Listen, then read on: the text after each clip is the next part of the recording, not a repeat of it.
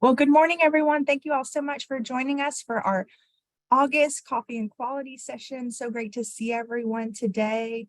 If you could, please help warm up the chat by sharing your name and agency. Welcome to everyone who's returning to Coffee and Quality. And if this is your first Coffee and Quality, welcome. So glad you're joining us this morning. Just a couple of reminders as we set into our Coffee and Quality this morning. I always love to start with the ground rules. So this is a safe place to share and learn. Please be open, honest, ask your questions. We really want to have that as a part of the conversation today. We have we'll share a little content, and then we have 3 agencies that we're gonna shine the spotlight on and have them share best practices, lesson learned, all around data systems. And so really excited for today's content. So please, your role here is to participate, engage, and then, please just remember it's a safe place to share and learn. So really glad everybody's joining us this morning. I always love this little commercial for our United Way of Greater Houston Partners Teams channel. You are not on the Teams channel, please drop your email in the chat and we will add you to that channel. We have quite a few channels on our Teams account. One of them is Coffee and Quality. That's where we post all of our resources. We also just post different trainings, different opportunities that come up throughout the year. So it's a great place to be. So hopefully you'll log in over there. You'll join our Teams account if you haven't already. So again, welcome everyone to Coffee and Quality. We're going to kind of jump in and get started. So our session today, as I mentioned, is really about exploring how data systems can work for you and not against you. This session, we're going to talk about some considerations when you're selecting a data system, and then also hear from 3 agencies. So really glad to have them here joining us to hear more about their challenges, their best practices in selecting and setting up a data system that really meets their needs and supports their quality improvement efforts.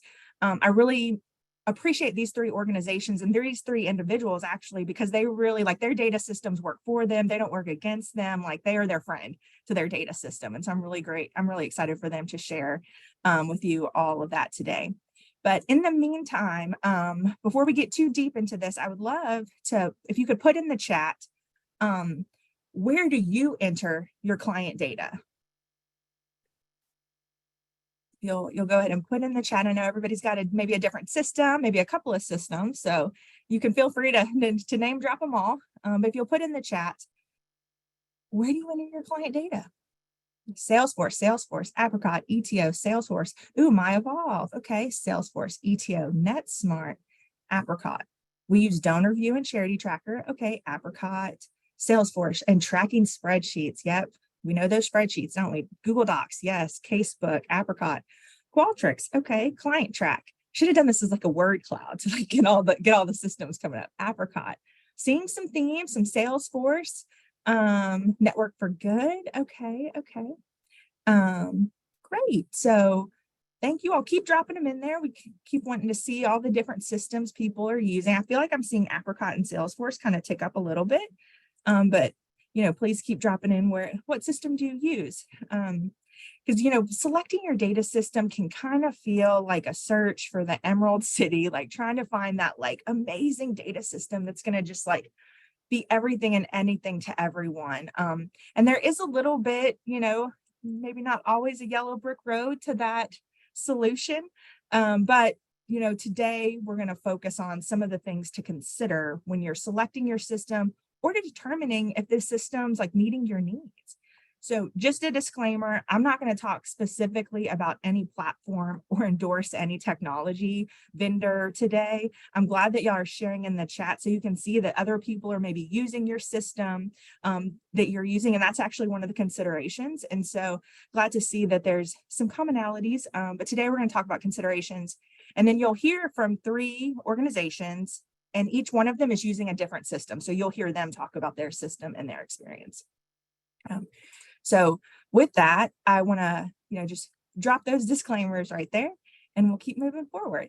So I really appreciate this kind of concept from Vera Solutions about how you drill into the different criteria to consider when you're selecting or determining if that system's working for you. And there are really 3 questions that they're asking that fit into these criteria. And so this can fit into a big organization, a small organization, as really at the end of the day, it's about what does your program need? What do you need for your data system? And so that's kind of the model I'm going to follow here to walk you through. So as a professional question asker, I usually start with questions. And so we start with questions of like, what do we currently need today? How does this technology going to fit our needs right now? And this really is a critical question. It's going to shape how well the data system fits your short-term needs. And then you can break that into, okay, what are the features? Is it user-friendly? And then what's the security? The other big question we need to ask is, how's it going to meet your future needs? So equal attention to the current state and future state. And this answer is going to evolve as your data system, you look at the sustainability, you look at never-ending improvement. I mean, change is the only constant. And so consider, your own cell phone, your own like technology you use, right? You're not using something that you were using 10 years ago. It all evolves. And so this, thinking of your future needs is really important. And that looks at the flexibility, interoperability, the innovation, the ecosystem. And then of course, the third thing, because, my finance friends, we got a lot to talk about the budget, right? Like caviar dreams on a tuna budget, right? You got to right size that, but that can't be the only thing that you're focused on, right? You need to look at all three of these things together. So the current needs, future needs, and your budget. Because that's going to help you make a sound strategic decision on understanding the total cost of ownership. So for the total cost of ownership for your data system, that's the setup cost, license cost, and maintenance cost. So we're going to walk through these 10 criteria. And out the gate is going to be the features. So how are these features of the technology lining up with your needs? You really want to consider, like, is it providing the out-of-the-box features that meet your requirements? So tech folks love talking about features, but it's the requirements. Like, what do you need in this system? What do you need it to do? And so you want to get clear on your requirements first and foremost. So you can list out all the things you want it to do. People tend to structure these into two buckets, right? So what are the functional requirements? So what should the system do? Workflow or business needs, like I need it to collect our intake information, demographics. I need it to do an assessment. I need it to track how many activities they're doing. Maybe it's counseling sessions or how many coaching sessions they're having. I need it to do all that. Maybe we do some billing. And so I need it to track the billing. So really thinking of the workflow. And I'm really excited. One of the presenters is going to talk a little bit about a workflow. The administration functions, the user requirements. What is it that direct service staff needs in order to do their work in the system? So they're doing it in that one space. So thinking through those functional requirements. The technical requirements, and this is how the system should work, that goes into the usability. How do you navigate through the tool? A lot of people think of this as like minimal clicks. Like I'm a big proponent of that. Like you don't want to have so many clicks where you have to, it takes you like 10 clicks to get to what you need to do. So that's an example of a technical requirement, that usability. Can you easily log into the platform anytime you need? Can you scale it to the needs that you have of that program, the number of staff you have? Does it perform well? Do you have to like wait for a while in order to export data after you've entered it, or is it kind of automatic? So there's different things you want to think about when you look at your requirements that you have for your tech system. And this is a great opportunity to do this must have, should have, could have, won't have, walking through this activity. I really love this because it gives you that space to really like brainstorm. Like, let's just throw it all out there. Everything in the kitchen sink. What is it we need our data system to do? And the must have, those are essential requirements. Like it has to collect demographic information. We have to be able to collect it for multiple programs. I want it all there, right? Like that gives those folks who've got the strong opinions, those like, what are the must haves? And then what are the should haves, right? This is important, but maybe it's, a little bit lower than it has to do, like than the must have. It's maybe one of those features. Or it's a nice thing to have. It could be the could haves. Like this would be really great if we could do this. But it's not like running up the top of the list for the must have. and then won't haves, right? Like get real with yourself about what do you not want the system to do, right? Do you not want it to, not be able to export the data for you easily? Is that like on your won't haves? And working through this activity is really going to help set you up when you start connecting to vendors and you start connecting to technology folks. Because these are usually the questions they're going to ask you. And if you have, what are your must have, should have, could have, that's going to set you up in that conversation. Because a lot of the time, the features they're going to talk about are maybe they're provided out of the box, right? Which is like, yes, like out the gate, they already have that in there. Wonderful. Or maybe the feature, it could be there. They just have to configure it, right? They just have to mold it a little bit without coding. So without having to go through like a whole back end in the back, doing all the fun things of coding. So cool. Like that would be good, right? That doesn't seem like a big lift on their side. Or maybe they have to do some custom development, right? So maybe there is a little bit more major coding that has to happen. That's not as easy as you would hope it would be. And so it takes a little more hours to do that, takes a little more time, which can be a bummer, right? Like if you really want that feature, that's where that customization comes in. Or just the feature requirement that you've set out, they just can't meet that need. And so that's a deal breaker. Like if it's something on your must-have list and they can't do it, that tells you right there that maybe is not the best tool for you based on your needs. And it should be based on your needs, not what the technology can do. And so I'm going to talk about that a little bit in a moment, but just keeping that as your North Star. And also the should have features, they don't have to necessarily be a deal breaker either. Like that's things to kind of work through, and maybe it's not at your first stage, maybe you can get there at your second stage. So kind of thinking through that when you think of the total life of your tech tool and that cost. So we really want to focus on features. We also want to focus on the usability. So how user-friendly is your system? Is it intuitive? Is it easy to understand? And I often say, like, don't let the technology wag the dog. Meaning you don't want it to just be what the tech can do. You want it to be what the people need. And the people need are your program staff and your data staff, or whoever's pulling the data from that, whoever's looking at this on the other side of it. Because folks are going to have strong opinions, including yourself. You heard my strong opinion about having too many clicks. And end users are really great, right? Like the staff that are entering the data in there, they're going to be able to give you some input on the user interface. What does that feel like? What does that look like for them? Is this easy for them to do?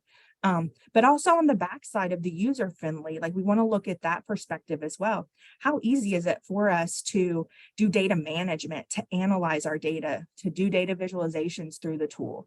So really looking at it from both sides, because when you have that intersection where the user interface and the user experience are really aligned, that's where the magic happens. So spending some time in this user-friendly space to really understand what your needs are and what your team's looking for. And then another current need is security. We really got to think about security from two lenses. Thinking about it from internally, so what's going into the system, and then externally, what's going out of the system. For internal security, really evaluate the controls that users have, permissions to the technology. How's that vendor setting that up for you? What's that technology talking about? Ensuring that the right staff have access. Maybe the program supervisor needs a different access than the data entry staff or the financial coach, right? Like, so really thinking through that. And this is where, it usually is a partnership across a couple of folks at your organization, because you really want to have a strong understanding of what your current IT needs are, what that looks like for you. And so trying to understand that from your own kind of organizational security. So, and then the externally, right? Like, how are we ensuring that your, the right people can access the tool, right? So you want people to have permissions to do things in the tool, is that internal security, but who can log into your tool if it's cloud-based, right? So trying to think through that. Now, I am not a security expert, and that is a space where it's constantly like updating, and there's different guidance being put out. But our friends at Bank of America have a really great resource that I'm going to share with y'all.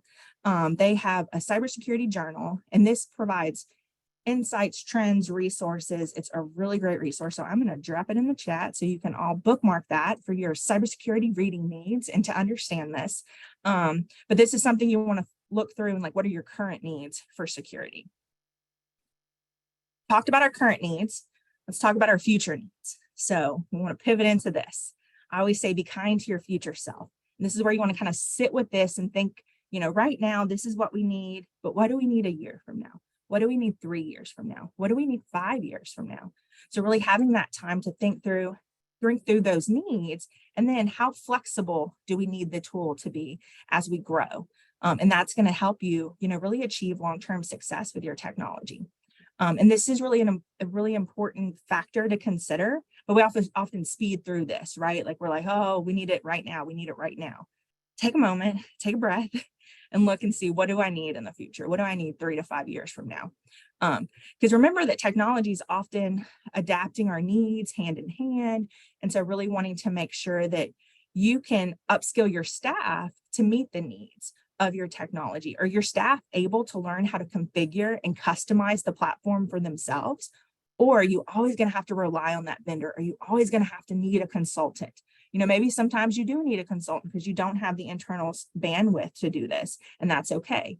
But thinking through what are your needs as this grows is going to help you really bring that into light before you determine who you're going to select for your vendor.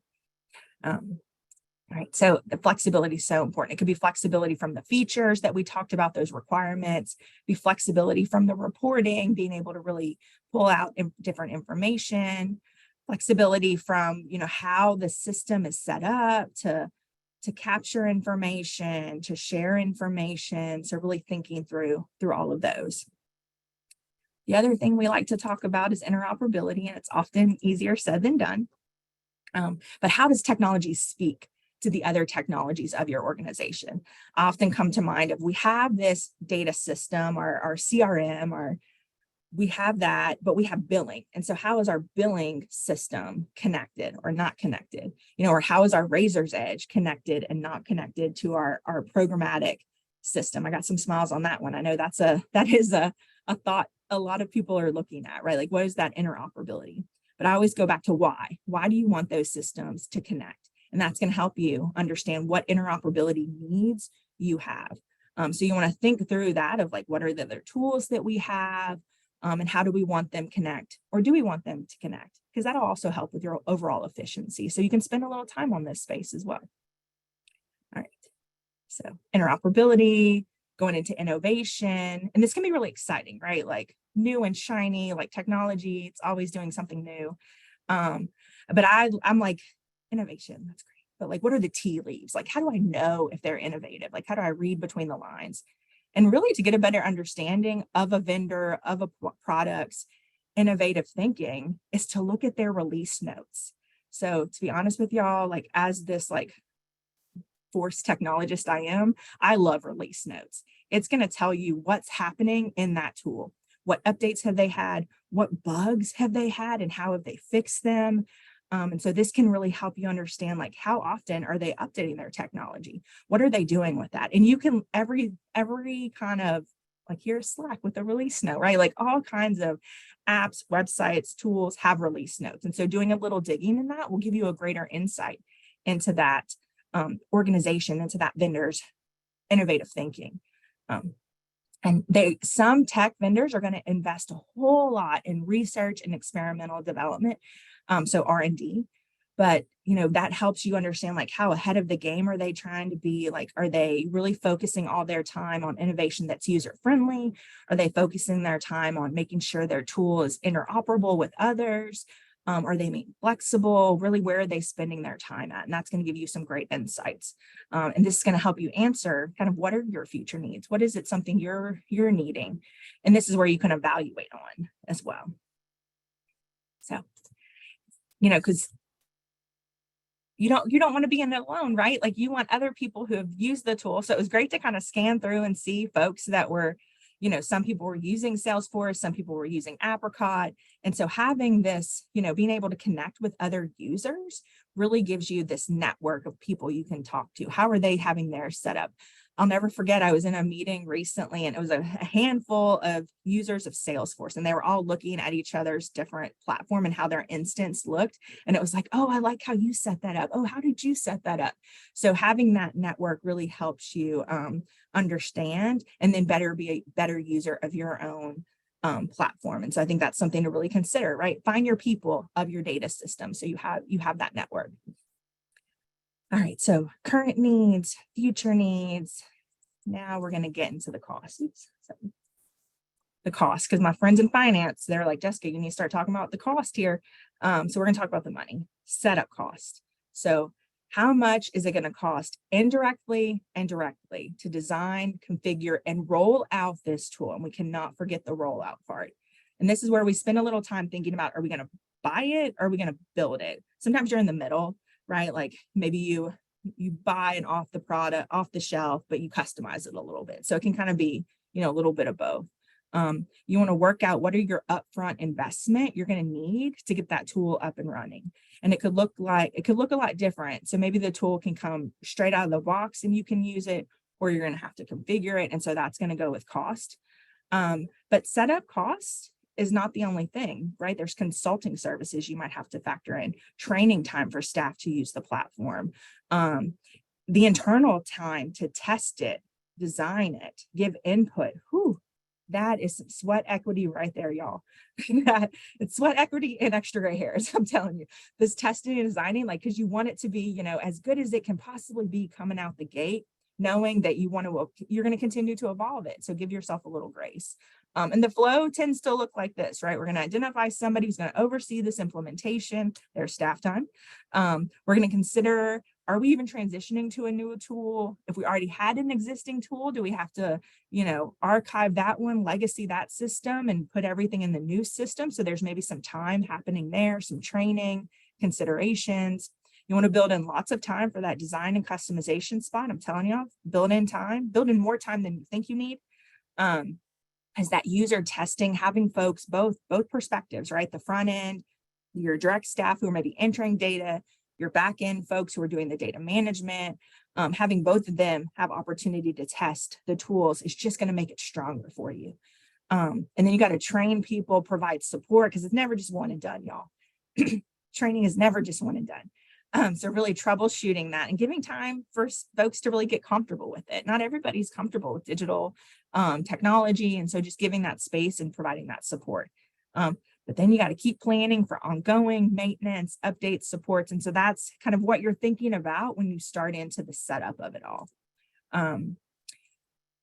So setup cost, and then the license cost. So that per year cost, per user cost, right? Like, what does that look like? Maybe it's in a tiers. So here's a general example, right? There's 4 tiers here. We have the blossom, the garden, the estate, the forest. And of those tiers, there's levels to where, you have $19 a month for one license, $49 a month, and you get all these features, right? You see the features and the enhancements as it goes. And so you're trying to understand, what does that license package look like for that tool, that vendor? Because, free versions are great, but it can limit you. And so really trying to just think through, what are your needs there? How is that coming for you? Because open source and free is not always the best. And it's because it's not always going to fit your long-term needs, those future needs. Maybe it fits the current need. So figuring out that license, and then what you can ongoing in your annual budget support for the license. And this will help you have those conversations with that vendor. And maybe that's where you can have some, conversations and negotiations about, how many licenses you have based on your setup, and then your maintenance, because you also have maintenance costs that come into play. And this is a really important component of answering these budget questions, because it does all evolve around maintaining and supporting the technology once it's launched. So what does it take, and what will it cost to support technology? I often think, like, how is the maintenance the most important component, right? Like, why is that so important? There's more to it, right? Like, you have it up and running, and now you need to, maybe you have to correct things, adapt, you have to prevent, if we're taking into consideration security, and then you just need ongoing maintenance needs. So kind of rule of thumb is that maintenance costs are typically going to be 40 to 80% of your total cost of ownership. And so looking at that as you bring in your whole budget and what are your needs, both at the setup and then as it continues to go. So there are direct costs associated with this. It could be staff time. So maybe you have a system admin that's supporting the tool. And then maybe there are folks that are managing or adapting the system for you. Maybe you have some support services. So who's helping those direct staff whenever they have, issues or they need to troubleshoot something, or who's training new staff as you have transition. So that kind of goes into that direct cost of maintenance. And then, as the tool evolves or your needs evolve, how easily can you adapt it? And so that goes into those direct costs and ongoing needs that you have. But there's also indirect costs. And again, this is probably just, all the time and sweat equity that goes into the setup and the design of it, is that once it's out there, and if you're constantly frustrated with it and you're, it's just causing so much like angst among staff with even having to use the system, it's not user friendly, it's not flexible, like you're going to start hearing that, and it's going to start wearing on you, right? And so those are those indirect costs that you experience, because it happens to all of us. And so if you're in that boat, know that you are not in that boat alone. And so hopefully some part of this criteria is going to help you figure out, where is it I really need to evaluate if this is the great tool for us, or if we need to go back to the drawing board and consider what are our needs. So a few more lessons learned. So some best practices, because I know our speakers are going to dive into best practices with you all as well. But, I think for me, the biggest best practice is having executive sponsor.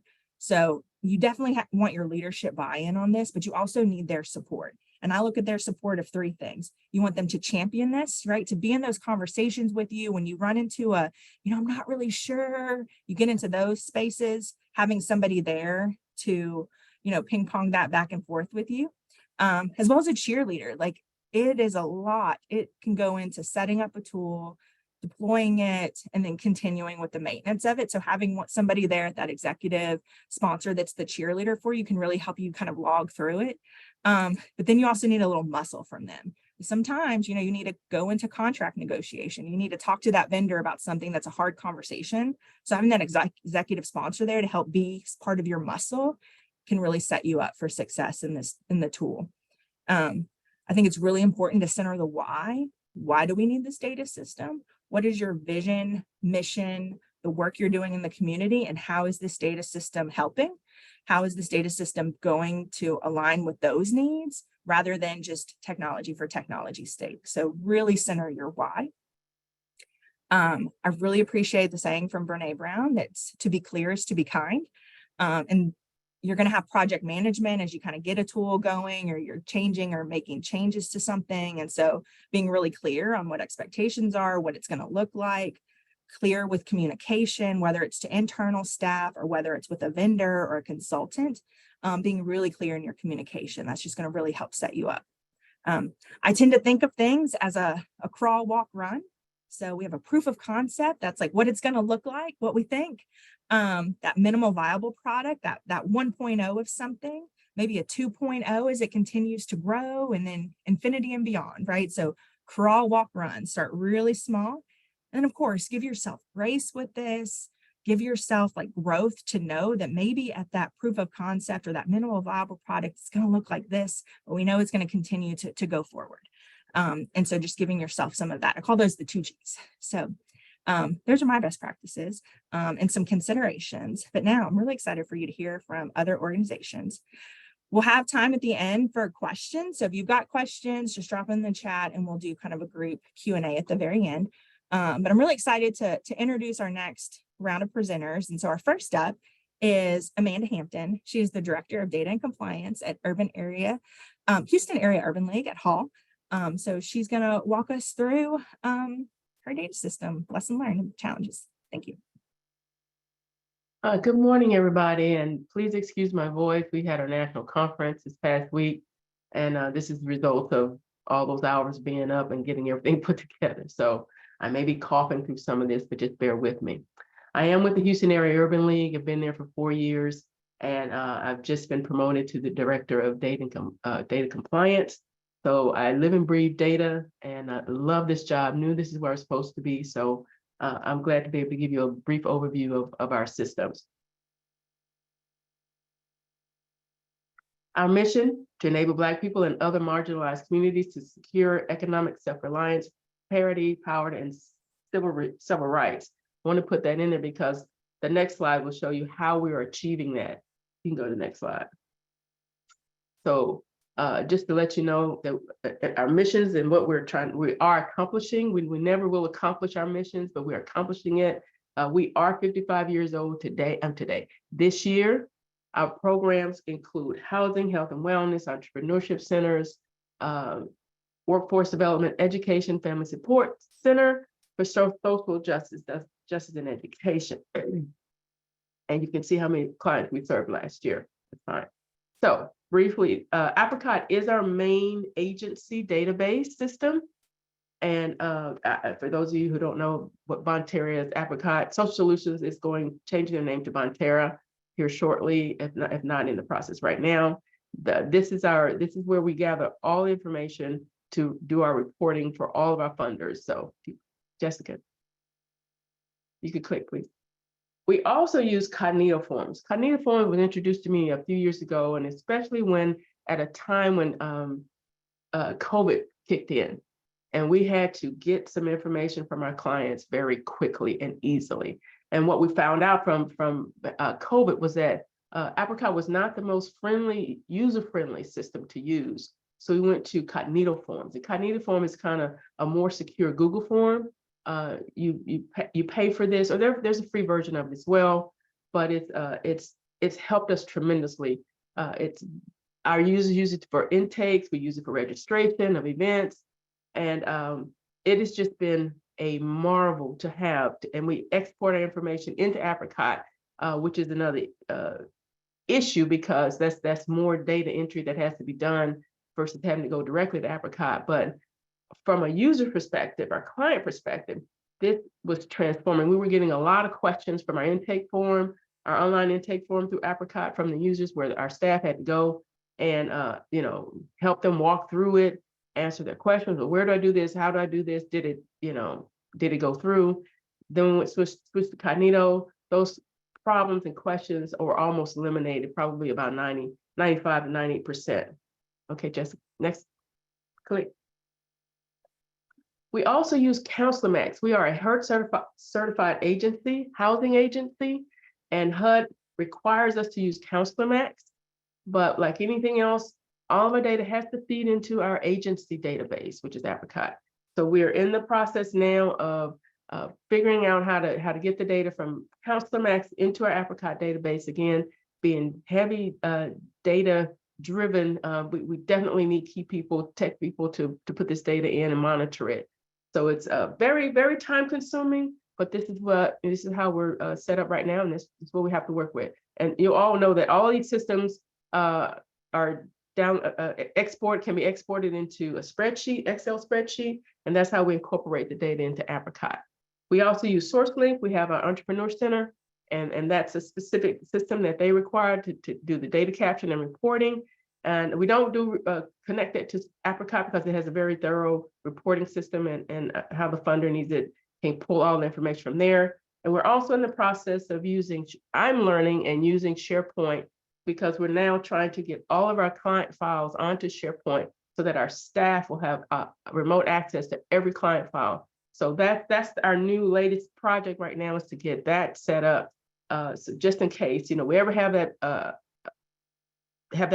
chance or that disaster happen again, we will never be without our client databases or client folders by using SharePoint.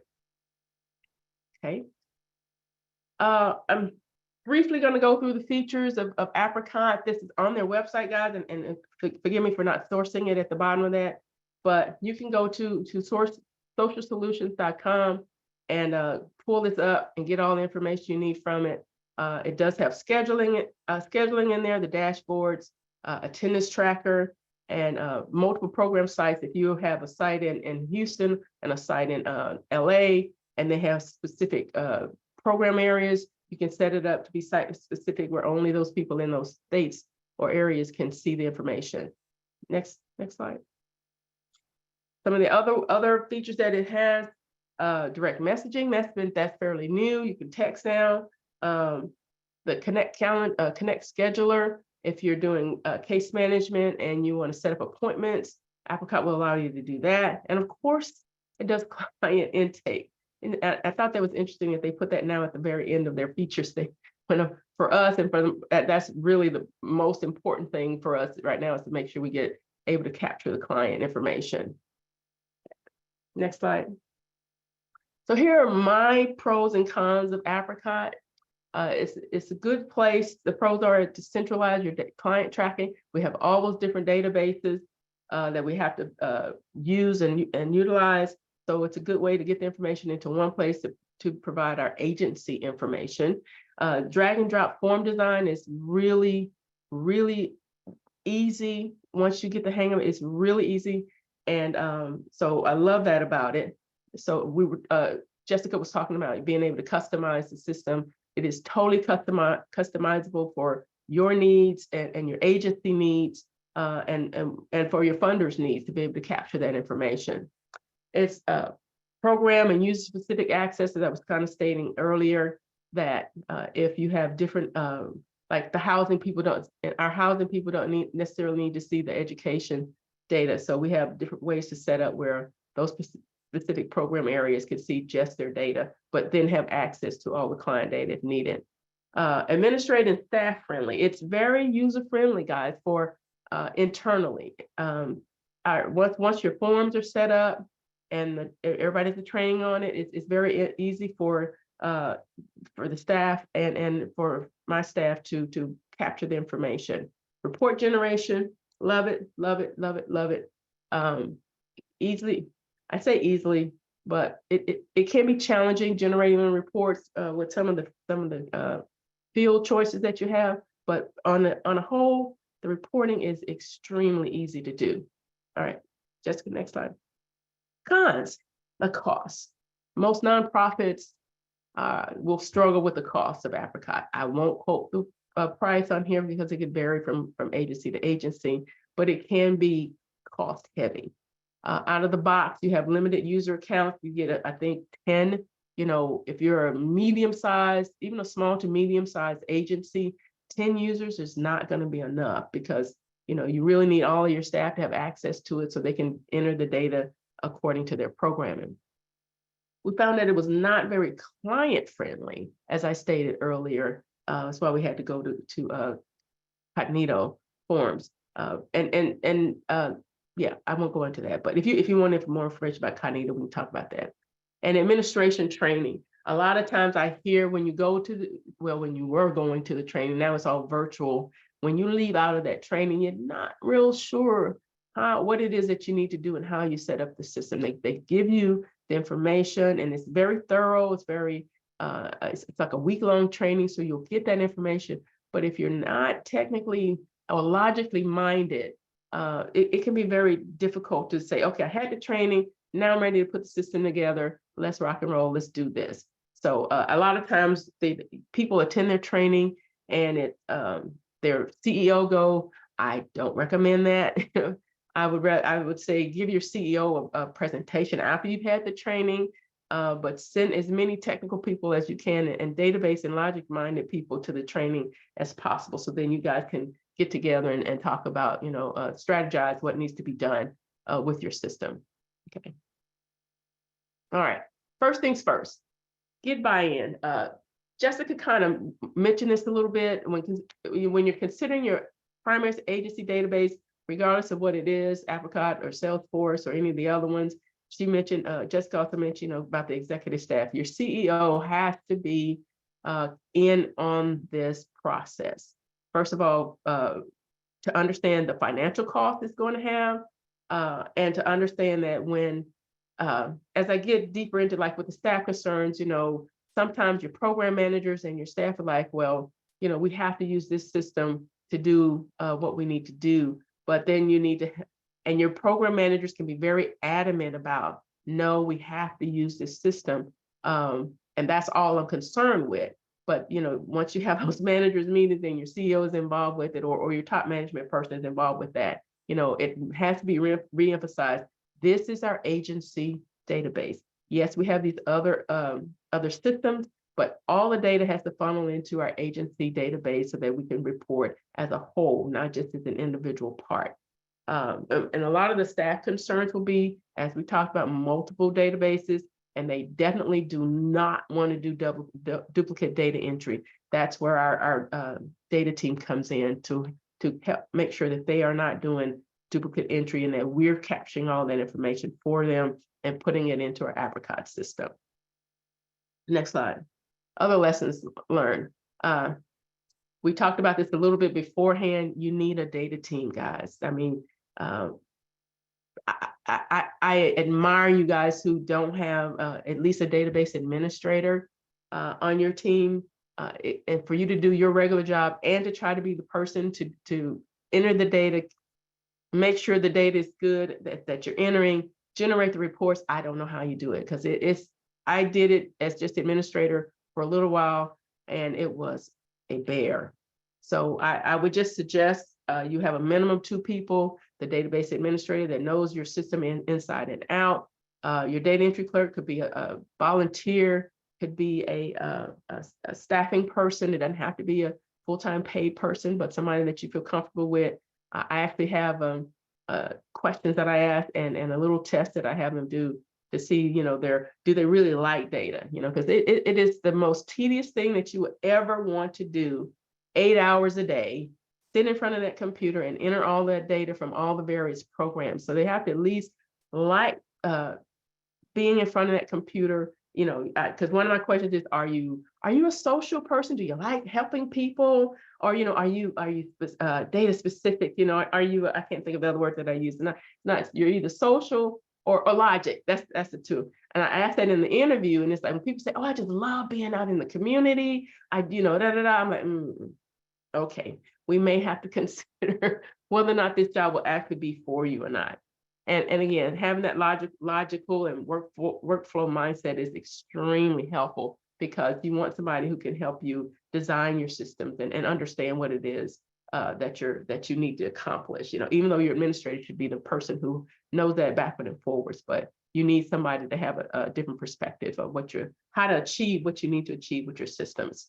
And a thorough knowledge of all data systems like we have there. You know, Excel is a big one that we use a lot, that they need to know that system. That's one of the tests that I have when I'm doing an interview, is to do a quick Excel spreadsheet test. Okay, next slide. All right, I think this is my last lesson learned, is to train your staff regularly. Oh my gosh, they get complacent. They start off really good, and we have our training. This is how you enter the data into the system. This is what you need to have and to collect the information that you need to collect. And this is the information you need to have. This is the information you put in your folders. So if my data team is putting that data in, that they need to know exactly what it is that goes into the client folders. We're still doing folders right now, guys. We're not totally electronic yet. I don't know if we'll ever be, but we're getting better. And then 6 months down the line, you go, wait a minute, you guys are forgetting our process. We even have a whole process of when a folder comes into our shared resource center, it goes into this bin. You have your own bin. And then once it goes into this bin, is it ready for data entry? Put a cover letter that says data entry required. If it's not ready, say wait, still talking with client. We know where that goes as well. So we have a whole system in our shared resource center to know when to put in our data and when to hold off on it, and when they need to check out folders. So, and that needs to just train at least twice a year. I would just recommend that. Next slide. This is a typical database structure that we have in our Apricot system. We have the tier 1 is like your main level. That level is where the data doesn't change a whole lot. You know, you may have your household information that has your address is in there, and basically some other information. And your client intake is where you're getting all of the client information for that household. You may have 2 clients or 3 clients that are actually receiving services, but they're in the same household. So that's why you want to make sure that the client intake is linked to that household record.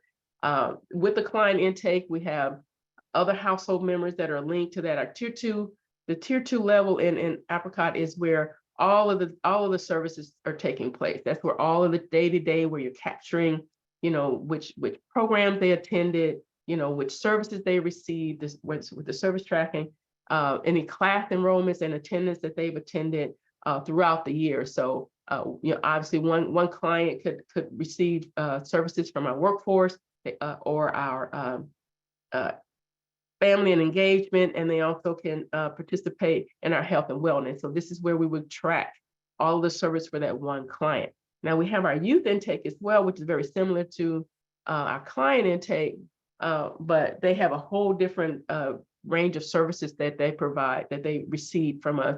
So we just made them a different tier 1 category and links everything together. So this is just our typical setup. Best practices. Plan it before you build it. Plan your database structure before you build it. And my focus, obviously, you can tell, is once you're in, you've already selected your system.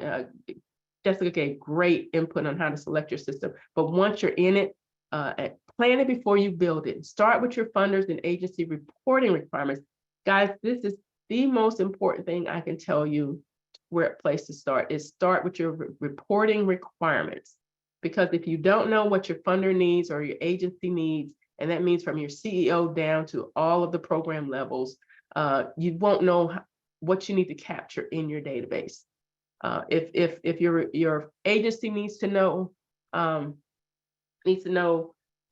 many people have participated if a client, I'm trying to think. Let me just go on. Go to the next one. I'll do that in the scenario. Review the needs of each program team. Definitely. This is a biggie, especially when you're using a new system, because each person has specific requirements, and they want to make sure that their data is being captured and that their information is going to be easily accessible. And they have their own ways of doing things as well. Next point. Document, guys. Put your procedures together in place and distribute those procedures to your team. I know they will never read it. Your team will never read that document because they're people. They're not data people. They're not going to read it. But again, you document it so that if new people come in, you have that information. It keeps your staff, your data team, if you have a team, in the know of what's going on and the flow of how things are supposed to go. So if you lose a staff person, that's a data person, and you bring somebody in, you can immediately give them the documentation of your procedures and go over that and train them with that, using those documents. Next point. All right, this is the biggie, guys. This is the time now where, and I got this, we've always done it that way. No, 1,000 times no. Spreadsheets. Spreadsheets to me, guys, I just say they're hard for me. They're hard for me to do because everybody has individual spreadsheets. I can't get data from your individual spreadsheets. I tell people all the time, if you fall off the face of the earth, or if you win the lottery and you decide I'm not coming to work anymore, your spreadsheet is somewhere on a laptop. You've color coded. I'd have no idea what that color coding means. It tells me nothing.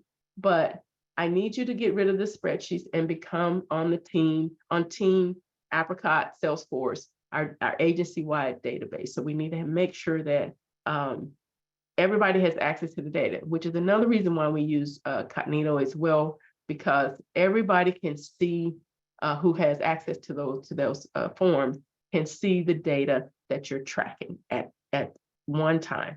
So it's a way that everybody is aware. If anything happens, we still have the data in one centralized place. Okay, next slide. We're gonna pause on your scenario so we can make sure we have time for Paola and Kelly, but I think we'll have time at the end for the scenario because it's a great one.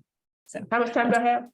You sailed over your 15 minutes. You were great. Oh wow. Okay. Alrighty. Let's give a big round of virtual applause for Amanda and all of her amazing words of wisdom for everybody. So let me go. Okay, now we're going to go to Paola Castro. She is with Memorial Assistance Ministries. She's their Director of Quality and Improvement. Thank you, Jessica. Can you hear me okay? Okay, yes. So thank you, Jessica. Well, yes, I'm with Mom. I have been with Mom 8 years. this year. And a part of what I'm going to explain to you today to you guys is part of my history and my experience at MAM. That is part of my journey, and is part of also what we have been through with ETO, which is the system that we use at MAM. Next, please. So for everybody who doesn't know MAM, basically our mission is to build stable families, a dynamic workforce, and vibrant communities together. And MAM has been around 40 years this year, helping community, especially in the Northwest Houston. Next, please. Basically, what we do at MAM, and this is part of the new strategy that we have a couple of years ago, is to provide services based on these buckets. So basically, for the stable families, we provide services like financial assistance, financial empowerment, that is financial coaching and classes. We help also clients with benefits enrollment navigation services, now through United Way, and we also provide disaster assistance. We also want to work very hard to build a dynamic workforce. So for that, we provide services like employment. On that, we have a special program for pathways, so for young adults. And we also provide ESL and citizenship classes that is called Literacy Advanced, and we also have an immigration service. Lastly, we have another bucket that is the vibrant communities, and for that, we provide services in mental health counseling, medical assistance, and entrepreneurship. This is a new program that we are launching this year. And we also have the Getting Ahead. This is a program that is a community and voluntary engagement program. And also we have a store. So we sell secondhand good things there. And with that money, we also provide services as well. Next, please. Okay, so talking about ETO. ETO is efforts to outcomes, and basically the general information about ETO is that it's a cloud-based case management platform. It helps, like Amanda said, with Apricot. It has all these features. I'm not going to repeat that. But it has also system integration tool that is allowing users to share data and integrate between systems to automate files and customize software. That is also something that we have with ETO. And something that we have with ETO is that the support is via chat. The contract that we have is we cannot call somebody and say, please help me. It's kind of hard to get that. And if we want to do that, it's very costly. So usually the support is through chat. Next, please, Jessica. Okay, so how ETO is helping MAM? 4 or 5 years ago, it was against MAM, to be honest with you. And through these past 4 or 5 years, it's been a different journey that is helping us to get to the point that we are right now. So basically, what I'm going to share with you is from the strategic level point, how ETO is helping us. So the system is helping us to support more than the 15,000 records for clients that we served last year. And those clients are part of the more than 12,000 families that we serve. That means that we serve different family members from one family based on the services that we have. ETO also leveraged the increase in service capacity because that is helping us to, to support whatever increase that we want to make in any service, and also facilitates the internal service integration. We want to bundle services, and ETO is also helping us, supporting that process that we are doing at MAM. It also allows to improve data for monitoring and decision making. And let me share with you, this is actually a strategic focus point that we have at MAM. So that is kind of key in this process. And we are talking here about data completeness, data quality, having the data at the same time in the time that we need, So it's all about these data processes that we have, because now MAM is data driven. So everything that we want to make is, let's see the numbers, let's see what we are doing, how we are doing, and then let's see what is the best decision to make here, which is good. It was not like this 4 or 5 years back. ETO also supports the financial reconciliation, and it was a struggle before, and it provides the information we needed for new grants. And right now, we are in the middle of a capital campaign.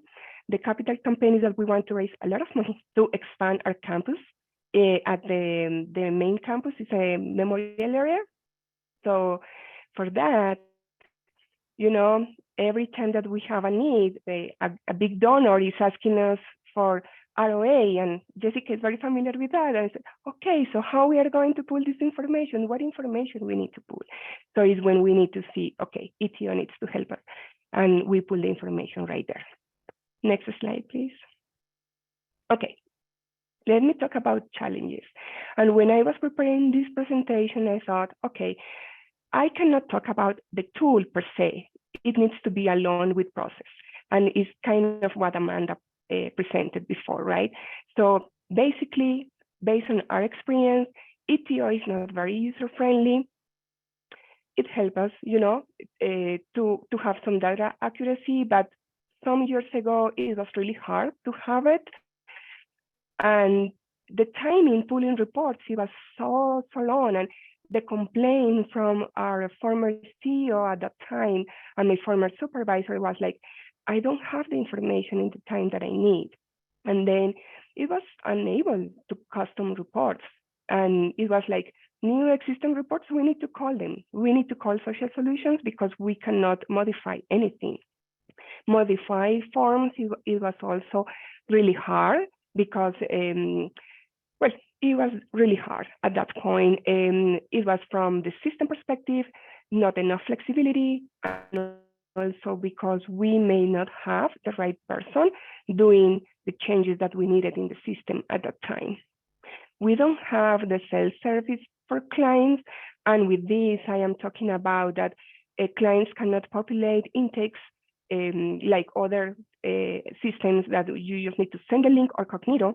We also use Cognito for that. So we send a link for Cognito, they'll populate the information, but then we need to take that information and put it in ETO. So ETO doesn't have that feature, and we love to have it, right? So we don't have also reminders for appointments, and it's really a struggle to have an advanced training. And during these years, it was a struggle also to have a users and admin support. And of course, the customer service that we have received in the past years, it was kind of challenging. So that is from the system perspective. And also from the process, I needed to identify when I joined this team and took the responsibility over the system is that we were having same-day reports requests. And that was kind of the rule, right? I'm here, I need this, and this. I'm just waiting here by your side, by your desk, just waiting for the information. That was really hard. Process not aligned to meet expectations. So everybody was doing what, then all users were making all types of requests, and everybody's different, and everybody has a different idea how the system needs to work with them. And that was so hard as well. At that point, we don't have ETO training for users. Amanda also talked about it, how important it is to have that. And we have 4 years ago programs out of the system. So it was part of what we were doing in ETO and other programs like immigration. We have those programs and other programs in other systems, right? Because the government or other requirements. So it was really hard to come up with annual reports and client counts and duplicated client counts just because of that challenge. We lack a lot of manual reports. We have a lot of manual reports because of that, and we lack also manual training information for users. We only have one ETO admin, and this is critical, and I want to stop a little bit here. Having only one person knowing really well the database is always a risk. And I know how hard it is for the nonprofit work to have even one person. But if we can make room to have always a backup, we are ahead of time with this risk. And that's what happened to us. So we were relying on only one person who was the expert. So we were just limited to what this person was telling us is possible, is not possible. And even with the customer service that we don't have back in the days, it was really hard for us to find good answers. So we fixed that. We also, as an organization, we were growing fast. So it was really hard that the system with this lack of flexibility was going with us at the same pace. And we have this disconnection between the MAM strategy and what we were doing in the system. So it was very disconnected. And we have this high management and ETO staff turnover. So that affects also what we were doing in the system. Next slide, Jessica, please. So how we are overcoming these pain points. Let me start with the process, because that's what we did. We start from the process, making changes, and then we adjust whatever the system allows us to do.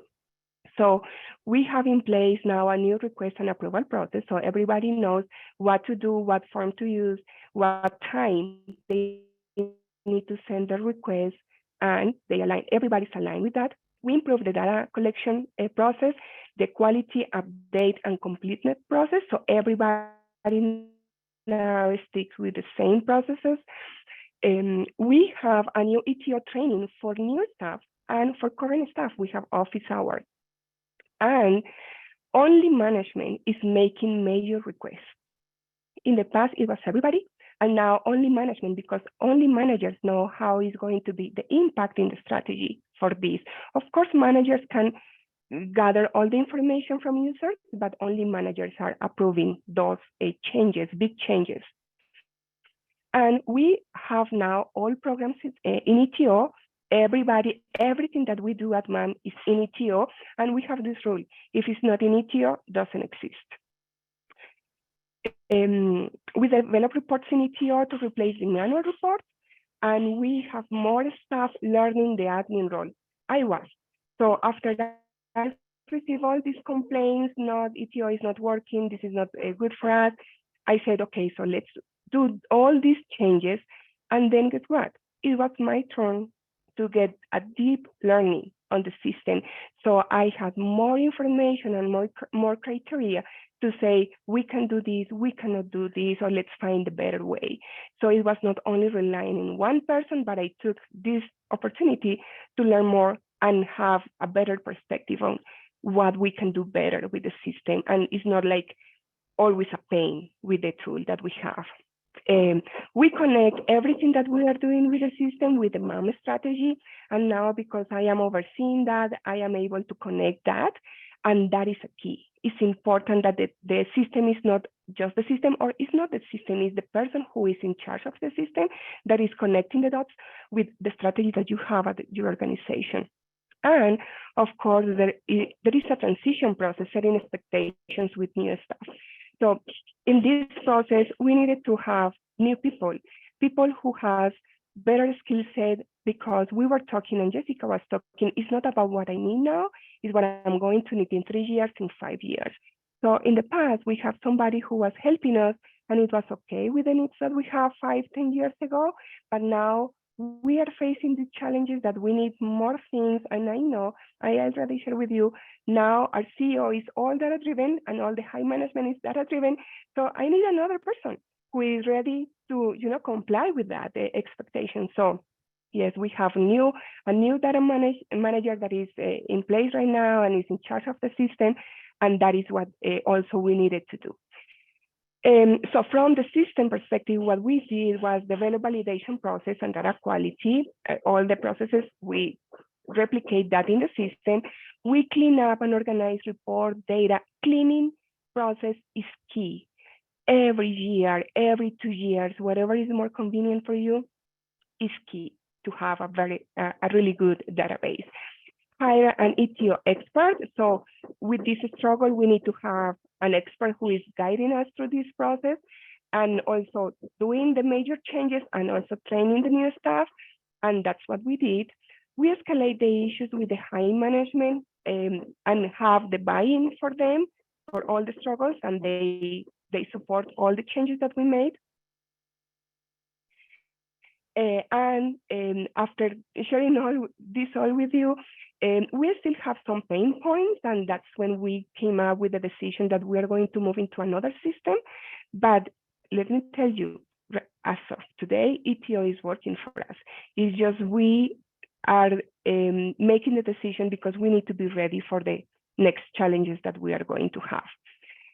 We want to have other apps, and we are integrating other apps like Cognito and other apps that we have to make sure that we have the solution, because we are not going to have a system that is going to solve all our needs and supply all our needs. We also take advanced trainings and escalate all the need for users and to the admin support, and escalate all the customer services issues, the right person to be able to have that we are in a better place right now after 4 or 5 years. Next, Jessica, please.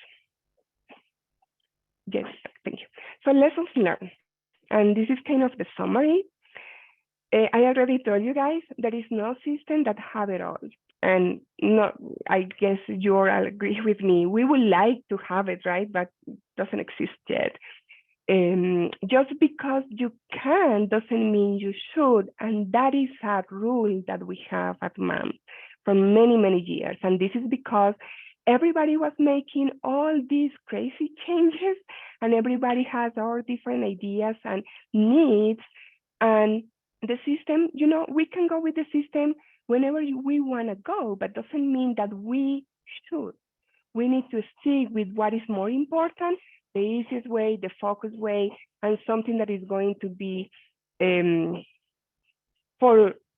supply the needs that we have. We have data enthusiastic people who they want to make all these very detailed, crazy way changes, and we have all these apathetic people that they don't care, but they want to see all the information right here, and we just need to be in charge of that and make the right decision for that. So just because you can doesn't mean you should. That is our golden rule in the system at MAM. Identify what is possible and what is not. The system, sometimes the system cannot do some things, and maybe you can have the fix from the process, not from the system. And that's okay. You just need to evaluate and balance what is the best for your organization. Cleaning process in a regular basis is key. I already shared that. Open to integration to other applications solutions is important because we don't have everything in one place. Learn deep about the features and functionality. Sometimes we are the supervisors and we said, oh, I'm the supervisor. She or him is getting paid for that, but guess what? If you learn more about the tool, you're going to be able to make better decisions in the future. The system is just a tool. Take processes, resources, and current needs because it's part of a system. It's not one thing per se that is going to solve your issues. And always, always have backup for admin roles. That is my key suggestions. I know sometimes this is hard, but if we want, we can find a way. And if I am here, it's because I am part of that solution that we had at MAM 4 years ago. And last but not least, ask for help. Sometimes it's not easy, but it's necessary. And I think with this, Jessica, that's it. Let me check. Thank you so much, everybody. Feel free to answer your questions at the end. Great. Thank you so much, Paola. Please give Paola a virtual round of applause as well. Our next one is Kelly Keith. She's with the Women's Resource. She is the Senior Program Director. All right. Hello, everybody. Thanks for having me, Jessica. I'm excited to talk about this important topic. So I do work for the Women's Resource of Greater Houston, and our mission is to help women and girls to make choices toward becoming independent, productive, and financially stable. So at the Women's Resource, we believe that a woman who controls her finances controls her destiny. And so our main programs are a 6-class personal finance class series that we offer to nonprofit partners in the greater Houston area and also to the public. We also offer financial coaching for women, career coaching for women, and we have a high school program that's during the school day called RISE. And the core program, or the core fundamentals of that program, is to help high school girls to become financially independent by the time they leave high school. So those are our programs, but I want to spend most of our time talking about our CRM, which is Salesforce. All right, so one thing I want to kind of just preface, I like to share history in our journey, is that the Women's Resource decided back in 2015 that we would make creating or building a CRM into our processes part of our 3-year strategic plan that would launch in 2016. Actually, at that time, we didn't know it would be Salesforce. We were just knew we needed a technology platform to help us manage our data, and we wanted to find a database that would enable us to track out all of our data in one place. So we did a lot of research and settled on Salesforce as the CRM that we thought would take us into the future. And we love it. We think it's doing the job. So as you can see on the screen, it is one database and it tracks all of the information you see. So we are able to track everything from donations to everything our volunteers do, to all of our client data, all program outcomes and outputs, partnerships, so we can track activities that we have with partnerships and those kind of relationships. And we also use it from a communication standpoint. So it helps us really with everything at the core of what we do. One of the things that we use that helps us is that we can customize our reports. So we did use a developer to launch our Salesforce programs, and because we use a developer to create our system for us, we are able to make changes within the system as we see fit or as we need them, which is really, really helpful for us. I'll mention later on that we're not Salesforce trained, like official Salesforce certified folks. So sometimes we do run into issues where we don't know how to do the next thing. So we bring in a Salesforce consultant to kind of help us navigate that or build out a specific component that we can't do. But for the most part, if we identify a need within the system that needs to be changed or tweaked, we can make those changes. We also use a series of dashboards. So we have an annual plan dashboard that mirrors our annual plan. And we have, we're able to customize fields and page layouts. All right, next slide, Jessica. And I saw the questions coming in the chat. Maybe I'll answer those at the end. All right, so overcoming a pain point. So for us, I completely agree. CRMs can be really challenging to learn, especially at the beginning. But I'm living proof that they can be mastered. It's just about, how you go about doing it. So again, going back into our journey. So at the Women's Resource, we have a small but mighty team of only 12 staff members. And we do not have a data team. We do not have a data manager. We do not have a data entry person. So we all just share the responsibility of really kind of getting our client data entered. So everybody kind of has a role to play in that. Our financial coaches enter the financial coaching data. We do utilize volunteers for our class data. So that helps, in that respect. And then everybody is really kind of in charge of making sure their data is entered accurately and there's no gaps. And then also running reports for their component or their part of the strategic plan. So that's how we're kind of able to do things without a data team. As far as kind of like who understands the CRM, completely agree with Paola. It's important for the entire team to have an understanding, but you do need a couple high level people that know how to make, like if you can customize your own CRM that can do that customization.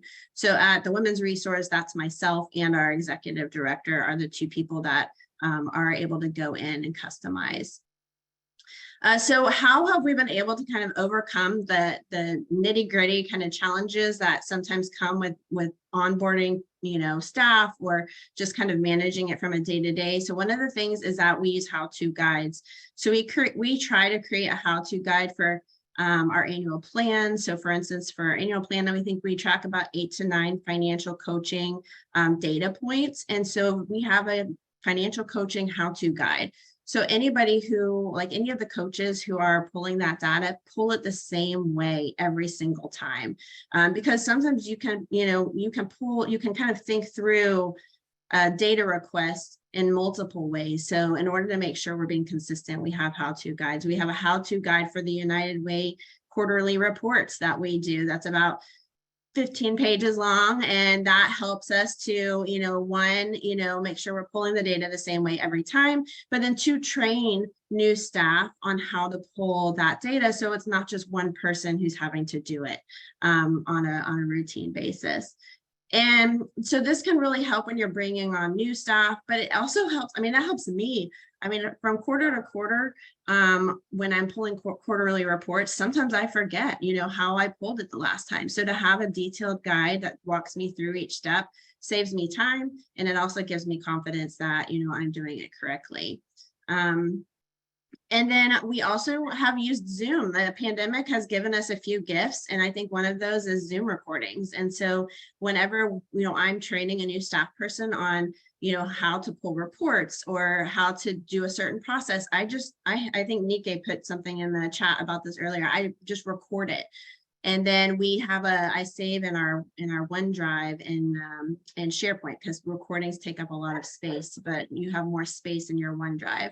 So I save all the recordings there, and I have, a folder for each person, each role within the organization. So our volunteer and community engagement coordinator has a folder, our admin assistant has a folder, and all their recordings are saved in those folders. So if they forget a process or they need to go back to their training on Salesforce, they can just go right back to the recording and see it again. And then if we ever have to fill that position again, those recordings are there, which sometimes saves me time onboarding new staff, but it also gives new staff the ability to just continue to watch those recordings over and over again to build their confidence around the technology platform. All right, next slide. Okay, so a couple of lessons learned. So I agree with Amanda. Amanda, I was smiling through your whole slide there about the data team. So you definitely need to have a tech savvy data team to help with the setup process. That 1.5 years of setting up Salesforce, I drank a lot of coffee and I ate a lot of chocolate. I don't consider myself to be a super tech savvy person. And when you are like getting into the nitty gritty of a setup of a CRM, there's so much language that requires chocolate and coffee that having tech savvy people on your team is really crucial. We had somebody on our team who was tech savvy, and our executive director, talking about leadership, kind of leading the charge. She is one of the most tech savvy people we had. So the two of them really kind of lifted me up. I feel like I don't think I could have gotten through that season without them. So definitely make sure you have that if you're creating something from scratch. Also make sure everybody gets trained on the database and feels really equipped to use it.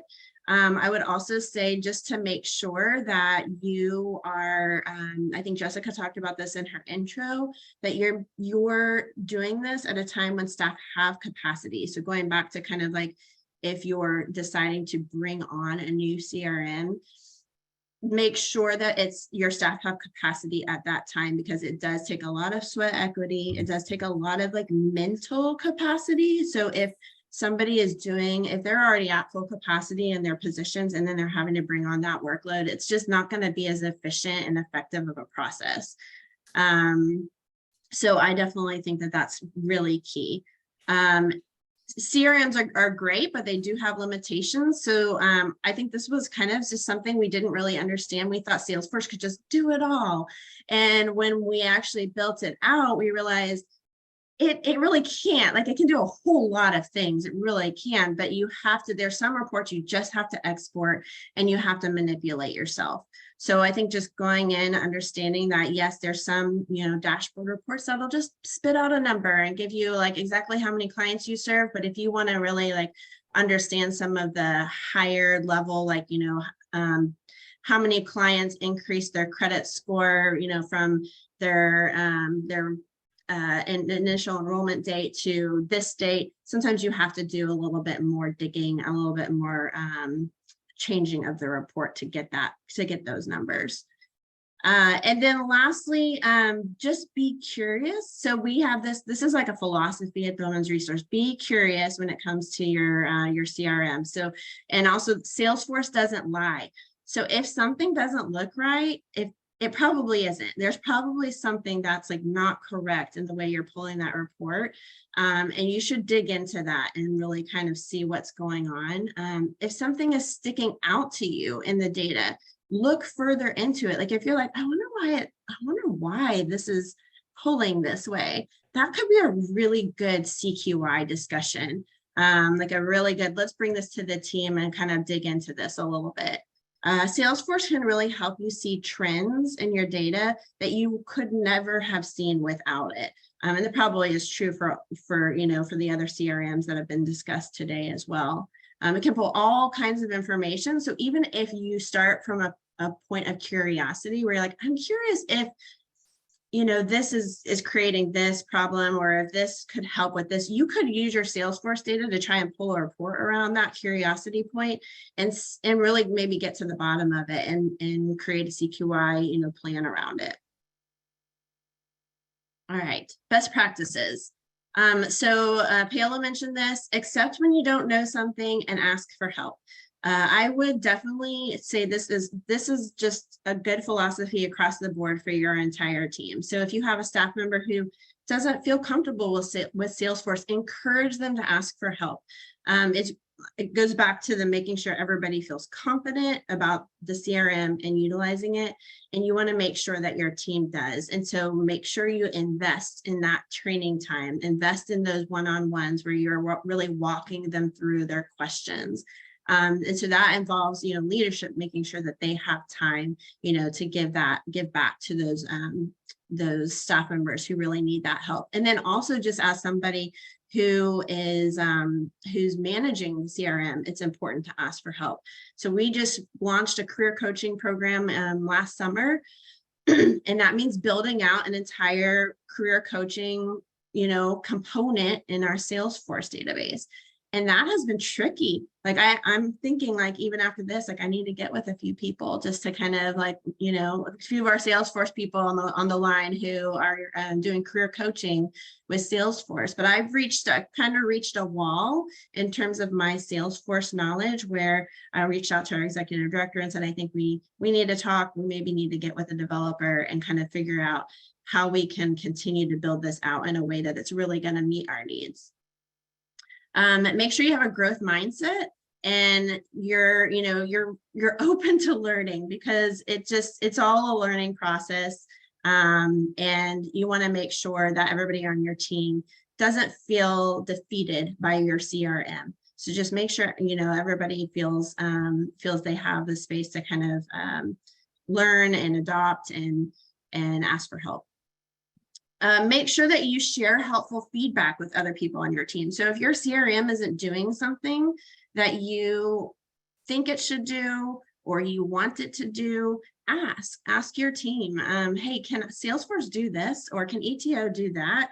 Can we look into this? So at the Women's Resource, we have a wish list for our developers. So when we see something that Salesforce can't do, we put it on the wish list. And then when we, when we have the funding to go back to developers and, and do an extra build out, then we can go to our wish list and pitch those ideas to the developers. And then also just a few features that really help us to make this an easy process is in Salesforce, there's a way for you to favorite reports. So everybody who's on the team can have their own favorites so that they can easily pull the reports that they need to pull.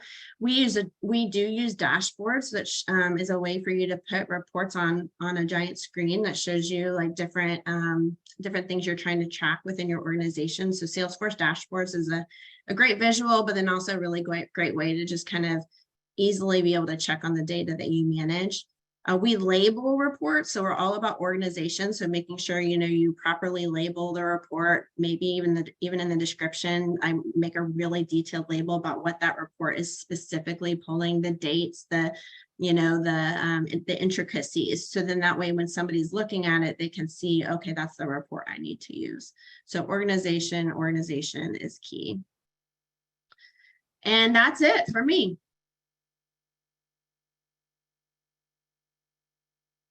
Great. Thank you so much, Kelly. Let's give Kelly a round of applause. I unmuted and should have instead stopped sharing screen, but thank you again so much, Kelly. Let's give Kelly a round of applause. Let's give all of our presenters a round of applause. They really hit on like so many different themes and common themes as well, especially around this knowledge management of training and really putting people first in the technology, people and processes. So thank you again for sharing your expertise. We have a handful of minutes left and we do have a couple of questions. And so I'm going to circle up to the top to a question that came in from Tracy. And this came in during Amanda's, but I think the others could maybe share as well. And if you can explain more how you use the data entry clerk and what information are they entering that the direct service provider would or could not enter? I have a database administrator, a data entry person, and a temp. And basically, once the data comes in by a program folder, client folders, the information that's in the client folder is what they put in. Let's say we have an event that happened on, we had a health and wellness event. During that health and wellness event, we also provided shots through our HRSA grant. We also provided housing and workforce. So they would go in, take the information, the intake from the client, and know to enter in as part of the services that one client received was the HRSA shot, the housing information they received, and also in any other services. So it all comes from gathering the information, putting it in a folder, and then bringing that information into our shared resource center. And then they know exactly how to set up the service tracking to enter that data for each individual client. So I hope that answers your question. Thank you for sharing that. We actually have a video of the whole shared resource center and how we set that up and how we get the data in and how it gets into the Apricot database, if anybody's interested. Great. Yeah, we can circulate that or you can post it on Teams so folks can have access to it, Amanda. That would be great. I also thought your test of the data staff would be great to send to folks, you know, the hiring process, just really making sure it's the right fit and the right role for the person. I think everybody would appreciate that resource. I'm curious for Paola or Kelly, you maybe don't have data entry or you have volunteers, like how do you see their roles and how do you use those? We have both at MAM, and especially because data entry is part of each program. We don't have a centralized place for that, so each program is owning the data entry process. So let's say, for example, benefits. Benefits has a lot of clients, and for that we have one dedicated person, a staff person who does that.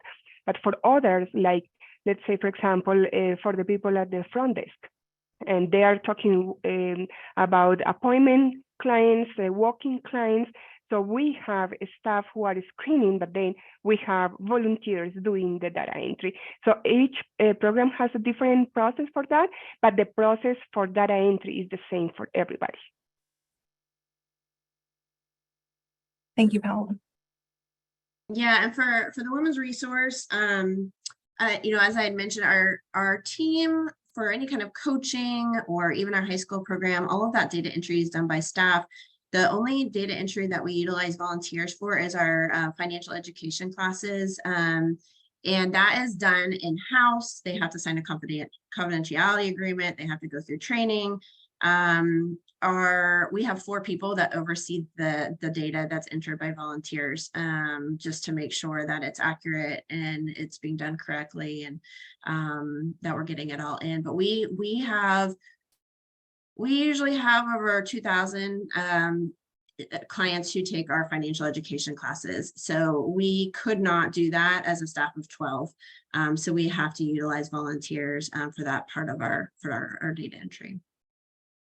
Thank you all. Yeah, that volume came up for me. Like when I've seen data entry staff or volunteers being used, it's because you have this volume, and to have your direct service staff spend time on that, you know, it takes them away from providing the direct service. So where can you lean on others? Amanda mentioned it earlier, but that duplication, if you have a state system that you have to enter data into, but you also want to put it in your golden record, your ETO, your Salesforce, that the whole agency uses, that duplicate entry often comes into the data entry staff or that volunteer to help that load.